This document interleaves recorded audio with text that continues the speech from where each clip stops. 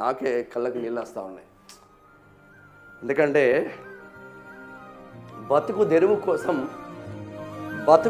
కోసం పొట్ట చేత పట్టుకొని దుబాయ్కి వెళ్ళిన తల్లిదండ్రులకు ఆ బిడ్డ చచ్చిపోతూ ఉంటే ఎందుకు పోయినవరా నాయన అనిపిస్తుంది.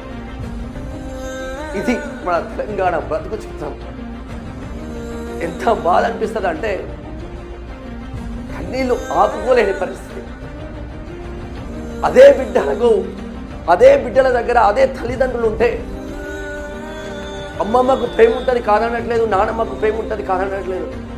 ఆ తల్లిదండ్రుల పడే బాధ ఇమ్మీడియట్లీ తీసుకెళ్లేవారు కదా హాస్పిటల్. ఎక్కడో దేశం కాని దేశంలో బతుకుతున్న నా ఉమ్మడి కరీంనగర్ జిల్లా బిడ్డలు కావచ్చు, ఉమ్మడి ఆదిలాబాద్, ఉమ్మడి నిజామాబాద్ బిడ్డలు కావచ్చు, చాలా పెద్ద ఎత్తున